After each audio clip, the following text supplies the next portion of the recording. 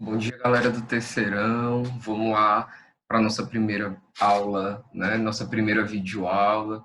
Espero que vocês estejam tomando as devidas, né, medidas de prevenção contra o coronavírus, que vocês realmente estejam em casa, se cuidando, saindo realmente só para fazer o que for realmente necessário, tá bom? Espero que todos estejam bem, com saúde, e que vocês estejam firme e forte aí na caminhada de vocês, que vocês não se desanimem, tá? Continue estudando, continue nesse foco total. E precisando, né, dúvidas, vocês sabem que é só me procurar tanto por e-mail quanto lá no WhatsApp. Eu selecionei aqui algumas questões para a gente poder resolver com base de revisão desses conteúdos aí que seria para a nossa ACB, né? Então, a gente consegue observar que eu coloquei aqui todo o nosso conteúdo, né, bem direitinho, o que é que vai cair na prova quando a gente voltar, mas a gente vai focar realmente em resolver esses exercícios, tá? Não vamos estar pensando, quando vai ser a prova, né? Quando a gente voltar já vai ser prova. Vamos focar em fazer a atividade, depois a gente vê como isso, né, vai ficar. Então a gente vai começar aqui pela primeira questão que ele fala de proteínas. Então, quanto às proteínas, podemos afirmar corretamente que ele diz no item A. Deixa eu dar um zoom aqui, aumentar para facilitar, ficar melhor. Ele diz: duas proteínas que por hidrólise originam os mesmos aminoácidos nas mesmas proporções podem não ser proteínas iguais. Corretamente, tá? Por quê? Primeiro, hidrólise é a quebra dessa proteína. A gente sabe que as proteínas elas são formadas por aminoácidos e a partir do momento que ocorre a hidrólise, que é a quebra dessa proteína por meio da água, vai originar esses aminoácidos. Só que esses aminoácidos, eles estão na mesma proporção, porém, eles podem não ser proteínas iguais, porque eles podem se rearranjar e formar uma nova proteína, porque lembra, proteína, ela é formada por esses aminoácidos, e cada aminoácido vai se unir ao outro por meio de uma ligação peptídica, que é justamente o carbono do grupo ácido carboxílico, que vai se unir ao nitrogênio do grupo amina de outro aminoácido. Então, se eu alterar a posição de aminoácidos, eu altero toda a proteína. Tudo bem? Então, item correto, item A. Vou colocar aqui de vermelho. Desnaturação significa ligação entre os aminoácidos? Não, isso é ligação peptídica. Desnaturação é a perda da função de um aminoácido, que pode ser pela elevação de temperatura, a diminuição da temperatura, o pH, que é o potencial hidrogênio iônico. Lembra, no teu estômago tu tem a enzima pepsina, né, que vai degradar a proteína. Carboidrato não vai ser degradado no teu estômago. Por quê? Porque carboidrato ele tem que ser degradado por meio de duas enzimas específicas. Na boca, que é a amilase salivar, ou a tripsina lá no teu duodeno, que é o início, a porção do intestino delgado. Então, a questão da temperatura, do pH, da concentração de substrato, tudo isso vai interferir na desnaturação, ok? Então, tá errado porque isso aqui é ligação peptídica. A estrutura terciária de uma proteína determina a sua forma, mas não interfere com a sua função ou especificidade. Interfere sim. As proteínas, elas têm formas e funções de acordo com a sua estrutura, primária, secundária, terciária e quaternária. Item D, além da importante função estrutural, as proteínas também são as mais importantes reservas energéticas de defesa. Não, gente. A principal substância de reserva energética é carboidrato em primeiro lugar e lipídio em segundo lugar. Tá? De defesa, sim, porque é o nosso sistema imunológico. Mas falar de reserva energética, não. Tá bom? O colágeno e a elastina são proteínas? São. Eles são componentes contráteis das células musculares? Negativo. Quem é das células musculares? Contração é actina e miosina, tá? Vou até anotar aqui para vocês. Actina.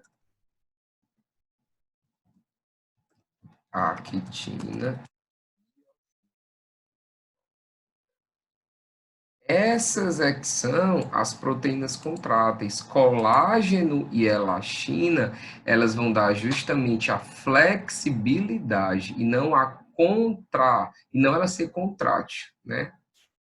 Contrabilidade. Então, item correto, gente, é o item A, ok? Deixa eu só alterar aqui. Item correto, item A. Vamos para a segunda. Ceará joga fora opção alimentar. Segundo pesquisadores do UFC, a cada ano, 800 toneladas de carne de cabeça de lagosta não são aproveitados sendo lançados ao mar. O estudo sobre hidrólise enzimática de desperdício da lagosta é o título do pesquisador Gustavo Vieira. Objetivo: uso de material de baixo para enriquecer a alimentação de população carentes. O processo consiste na degradação de moléculas orgânicas complexas em simples, por meio de um catalisador que vai acelerar as reações, na posterior liofilização. O pó restante é de alto teor nutritivo, com baixa umidade e resistente, em bom estado de conservação por longos períodos. É uma questão antiga, tá, da UFC, que veio de 94, mas é uma questão muito boa, porque ela trabalha todas as características de moléculas orgânicas. Então, ele diz no item A: as moléculas orgânicas simples obtidas por glicerídeos que são utilizadas pelo organismo com função reguladora, não. Glicerídeo é carboidrato, gente. A gente está trabalhando o que aqui? O texto está falando de quê? De proteína. A substância orgânica de catalisador, que é a enzima, é proteína. Então, o texto ele trabalha proteína e não glicerídeo, que é justamente... Desculpa, lipídio, viu? Glicerídeo é lipídio. As moléculas orgânicas complexas empregadas são proteínas que, ao serem digeridas em aminoácidos, são utilizadas pelo organismo com função estrutural. Perfeitamente. É o que o texto traz. C. O catalisador do processo é uma enzima capaz de degradar proteínas em monossacarídeos. Opa, monossacarídeo de carboidrato. A hidrólise enzimática de uma molécula orgânica complexa é realizada por catalisador inorgânico em presença de água. Inorgânico, não. Tem que ser orgânico, substâncias orgânicas, substâncias inorgânicas, água e sais minerais. Tem que estar na presença de água? Tem. Mas ele tem que ser orgânico. O alto teor nutritivo do produto é devido ao fato de as moléculas orgânicas simples obtidas serem sais minerais indispensáveis ao desenvolvimento orgânico. Sais minerais não, gente, proteína. Então, item correto na segunda questão, item B de bola. Aí pediram outras questões, a gente vai lá para a quinta, tá? Vamos dar um pulinho aqui. Vamos fazer a quinta questão, que já se refere à vitamina, só para a gente poder fazer uma associação, né, entre essa vitamina e as carências, né? Se eu tive a carência dessa vitamina, o que é que o meu organismo, como o meu organismo vai reagir? Então, vamos lá. Quinta questão. Gente, o beriberi, ele é causado por carência de qual vitamina? Então, a gente observa aqui que o beriberi, ele é causado justamente pela vitamina B1, tá? A gente coloca o 2 aqui dentro. A cegueira noturna, deixa eu colocar aqui fora. Vou colocar aqui, tá? Do lado. A cegueira noturna, ela é causada justamente pela carência da vitamina A, e vitamina A é o número 1. Essa vitamina A, gente, é aquela onde tem também os beta-carotenos, que vão dar uma coloração mais avermelhada, amarelada, alaranjada para as frutas, tá? Para as verduras. Isso é muito bom para auxiliar a nossa visão na retina. A pessoa com cegueira noturna, ela não fica cega à noite, ela tem dificuldade de enxergar à noite, tudo bem? O escorbuto, a gente já sabe, né? Inflamação nas gengivas, na boca, é carência da vitamina C, número 5. A anemia perniciosa é a vitamina B12, tá? Muito cuidado. A perniciosa, que é a pior, é a vitamina B12, que é o número 4. E dificuldade de coagulação é a vitamina K, que é o número 6. Então, a sequência fica 2, 1, 5, 4, 6. 2, 1, 5. Item C de casa. Tudo bem? Então, fizemos questão de proteína, fizemos questão de vitamina, agora a gente vai dar um pulinho lá na questão 8, tá? Oitava questão que a Paula tinha me pedido lá no grupo, né? As substâncias necessárias ao metabolismo normal dos animais, as vitaminas não podem ser sintetizadas pelas células. Daí, elas serem obrigatórias, em pequenas quantidades na dieta. A deficiência de um determinado tipo de vitamina ocasionará a diminuição de uma função específica. Então, ele fala aí das vitaminas com as suas funções, suas fontes usuais e as doenças. A gente vai ter que identificar o que é o correto. O ácido fólico não tinha vindo aí no conteúdo de vocês, mas eu coloquei, tá?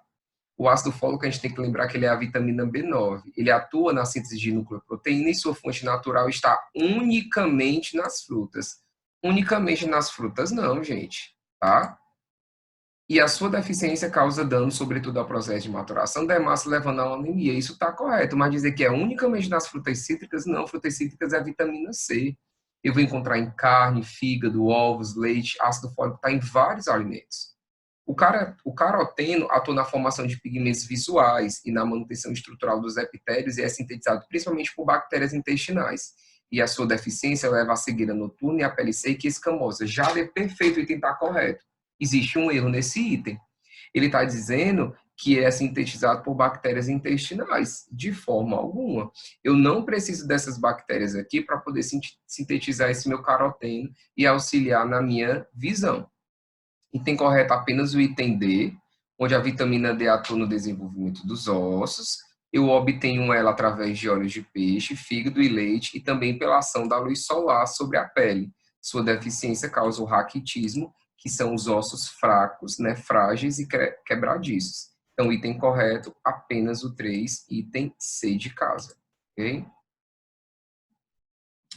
Depois a gente vai para 9 para 10. Aí a gente já entra em origem da vida, tá bom?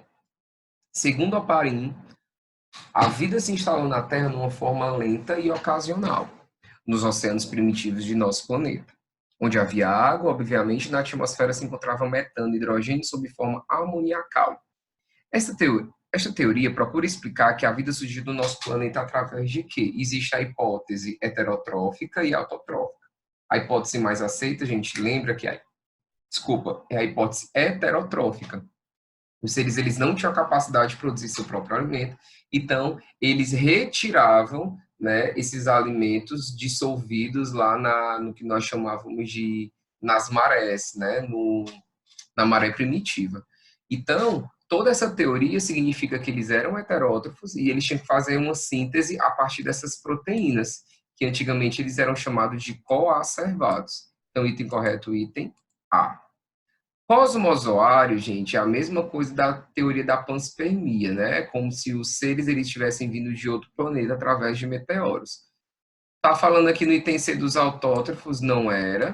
E após o aparecimento de vegetais heterotróficos, gente, da onde que vegetal é heterotrófico? O vegetal faz fotossíntese, ele é autótrofo, tá? Então, item errado, item correto, eu tenho que sintetizar a partir de proteínas, que é a hipótese heterotrófica. 10ª questão, ele fala aí sobre em 1953, com o aparelho bem engenhoso, Stan Milley, ele acrescentou elementos a mais para a compreensão de origem da vida, reproduzindo as condições ambientais primitivas lá no início da vida. Quais eram os gases presentes, tá, na Terra primitiva naquela época, gente? Eu tenho que saber. Era o metano, a água, a amônia, hidrogênio e, no caso, as descargas elétricas, que eram como se fosse uma comparação. Ele utilizou essas descargas elétricas para comparar com os raios, né? Os devidos raios que ocorriam naquela época. Então, tudo isso ocorreu para formar justamente as moléculas chamadas de coacervados, que era justamente uma molécula que ela era circundada por água e uma estrutura proteica no meio. A partir de então, essa estrutura, né, ela evoluiu formando o que nós chamamos de proteínas hoje em dia.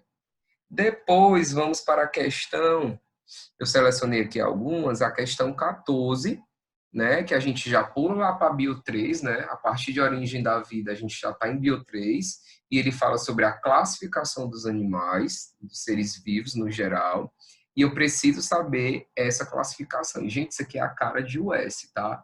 A US adora essa classificação, essas características dentro, né, a partir dos reinos. Então, nós temos 3 domínios: domínio bactéria, arcobactéria e eucária.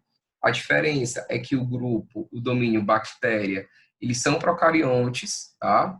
O domínio arqueobactéria, apesar de eles serem procariontes, eles conseguem viver em ambiente inóspito, larva de vulcão, né, fundo de pântanos, lá nos lagos. Então, aonde você imaginar um local inóspito, onde não possa ter nenhum ser vivo, as arqueobactérias estão lá. Por isso que existe um domínio separado das bactérias.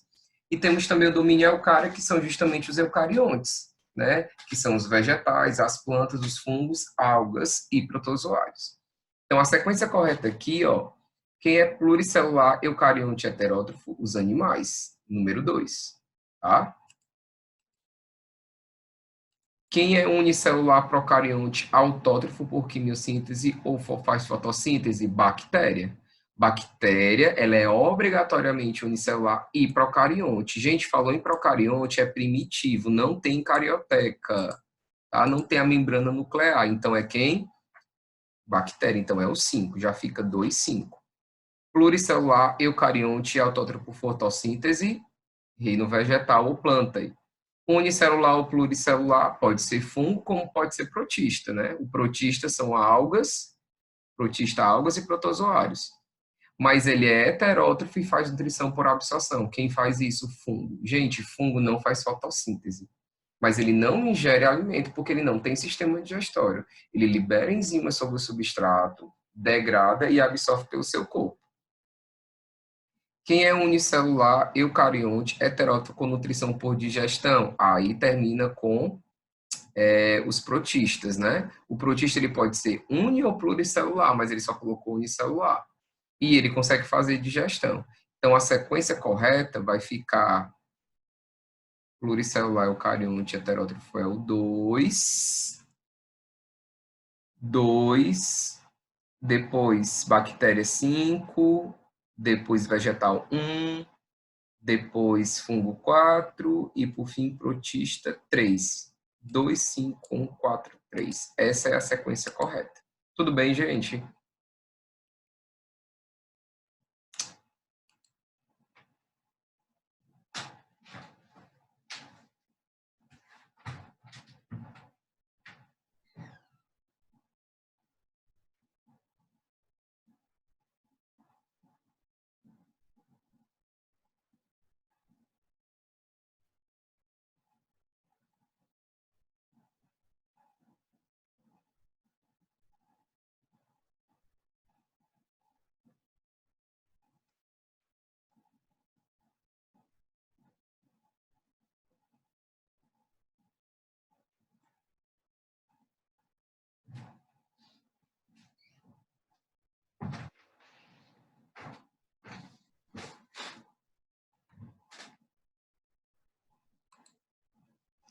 Dando continuidade, vamos para cá entrar no reino planta.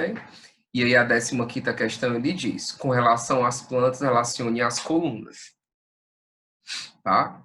Quem é que não possui flores e nem semente, gente? Isso daí, não possui flor nem semente, é característica das criptógamas. Então é o 3. Eu vou colocar aqui do lado, que é para não me perder, tá, turma?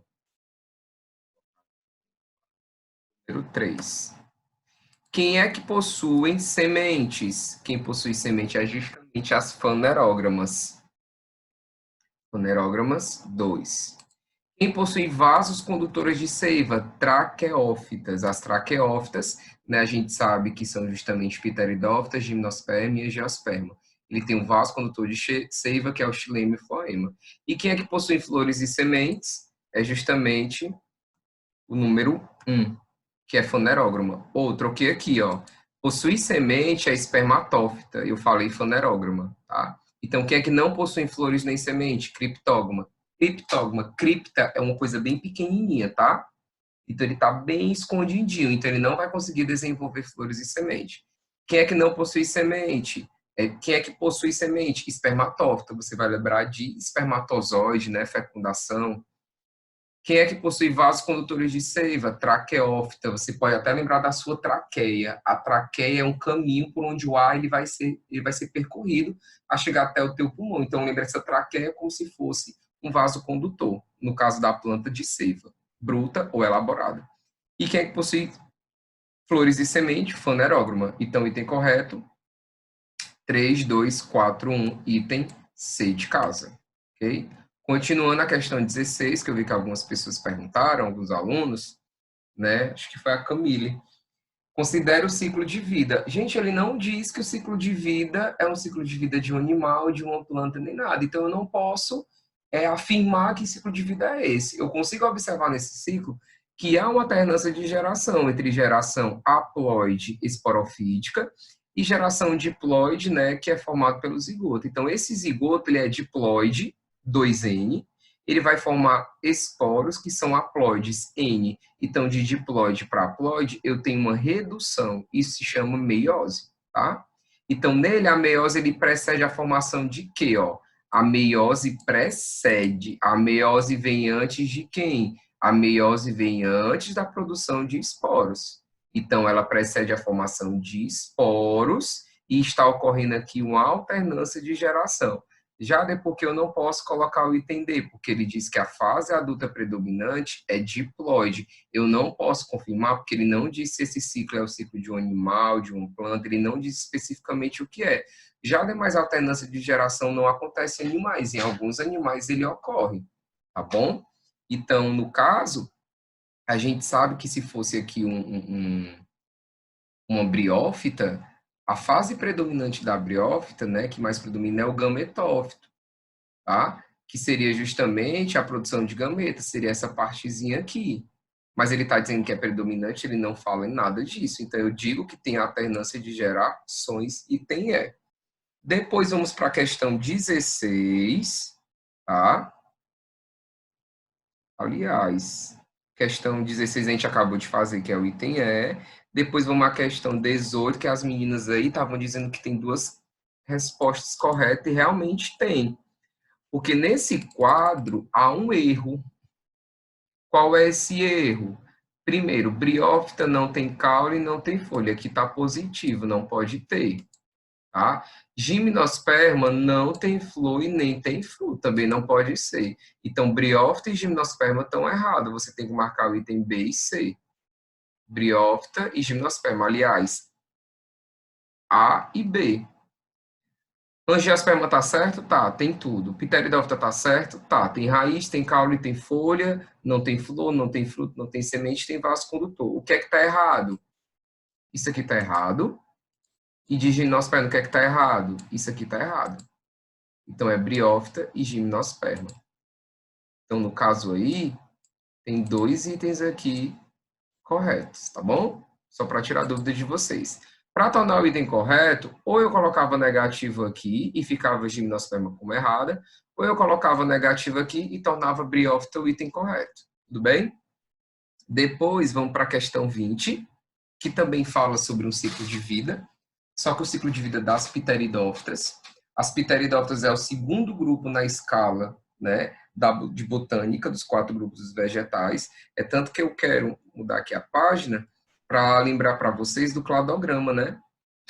O cladograma mostra 4 grupos de plantas: briófita, pteridófita, gimnosperma e angiosperma. A gente sabe que essa característica evolutiva bem aqui, ó, onde eu estou mostrando aqui no mouse, tá? Na setinha, é justamente o embrião protegido, coisas que algas não tiveram, então isso surgiu no grupo de plantas.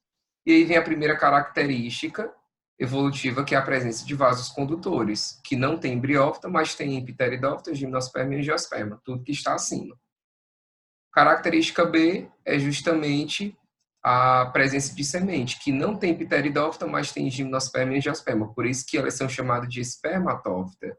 O que é espermatófita? É a presença de semente, tanto na gimnosperma quanto na angiosperma, tá? Traqueófita, de pteridófita, gimnosperma e angiosperma, é justamente a presença do vaso condutor. E a característica C, gente, é a característica flor e fruto. Lembrar que somente a angiosperma tem flor e fruto, e gimnosperma não possui. Só voltando aqui, gente, que eu esqueci de falar, que a característica B, além de ser semente, há a formação do tubo polínico, que é para justamente levar o grão de pólen, tá?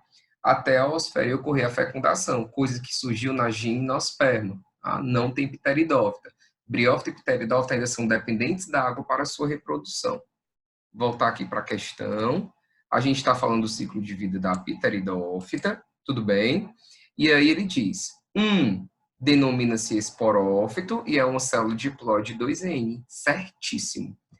A fase predominante de pteridófita, gimnosperma e angiosperma é o esporófito. E a fase é o gametófito. Somente na briófita que a fase predominante é o gametófito. O esporófito, gente, ele é sempre diploide 2N. Ele vai sofrer, ó, meiose para produzir justamente os esporos, que vai cair aqui no substrato. No caso das pteridófitas, forma o coraçãozinho. Lembra do coraçãozinho que é o prótalo? Esse prótalo tem tanto a parte masculina como feminina, que é o arquegônio e o anterídeo, e aí ele vai formar justamente os gametas, tudo isso aqui vai continuar sendo mitose, vai ocorrer a fecundação para formar célula zigoto e se desenvolver e formar novamente o esporófito. 2, denomina esporâncito e é uma forma de ploide? Não, é prótalo e é haploide. 3, denomina-se gametófito feminino, é uma forma de ploide, não é haploide. 4, denomina-se gametófito masculino, é uma forma de ploide, não, tá? Aqui é feminino, aqui é masculino, mas não é diploide, são todos haploide. 1, 2, 3 e 4 são formas de ploide, não. 1 é diploide, 2, 3 e 4 é haploide. Item correto, item A. Questão 24 também tem 2 itens corretos. Para diferenciar gimnosperma e angiosperma, eu tenho que me basear em quê? Eu tenho que me basear na ausência de flor na gimnosperma e na ausência de fruto na gimnosperma, que não tem, gente. Flores e frutos é da angiosperma, lembra? Angio deriva do latim, que é cápsula. Essa cápsula é o fruto, tá? E esse fruto vem da onde? Vem justamente da flor, que é a estrutura reprodutiva, né? Que vem lá do ovário da flor. E por fim, nós temos a questão 26. Ele está perguntando aqui, moçada, deixa, o que foi que eu fiz? Pronto. Ele está mostrando aqui, ele está perguntando, nessa flor, o androceu e o gineceu, quem são? Gente, androceu, andro, parte masculina, gineceu, parte feminina. Lembra, ginecologista. Quem vai ao ginecologista são as mulheres. Então, gineceu, a parte feminina. A parte feminina é essa, ó, tá? Onde nós temos aqui o estigma, que está apontando pelo 4, que vai receber o grão de pólen que vem aqui da antera do androceu. Esse grão de pólen ele sai, vai formar o tubo polínico, vai descer, vai fecundar aqui a estrutura toninha, né? O óvulo, que vai formar a semente. Desenvolveu o ovário, forma o fruto. Então, muito cuidado. Semente vem do óvulo. O fruto vem do ovário. Então, item correto, androceu, 3, gineceu, 4. Item D de dado. Tá? O número 2, gente, são as pétalas e 1 são as sépalas, tá? E aí, a gente pode terminar aqui com a 27, né? O predomínio das angiospermas em relação aos demais vegetais, a gente consegue observar que é o desenvolvimento, espessamento do ovário, que favorece a especialização em mecanismos de dispersão do embrião, ocupando ambientes distantes da planta mãe, tá? Então, assim, eu espero ter contribuído aí, ter tirado as dúvidas de vocês, tá? Nessa nossa primeira videoaula. A próxima videoaula a gente já veio com conteúdo, espero que já seja conteúdo da nossa segunda etapa. Quero que vocês acompanhem a agenda online, né? Acompanhem o grupo do WhatsApp e qualquer dúvida, não hesitem, podem me procurar, gente, tá? Beijão, um abraço, fiquem bem, fiquem com Deus e até breve, se Deus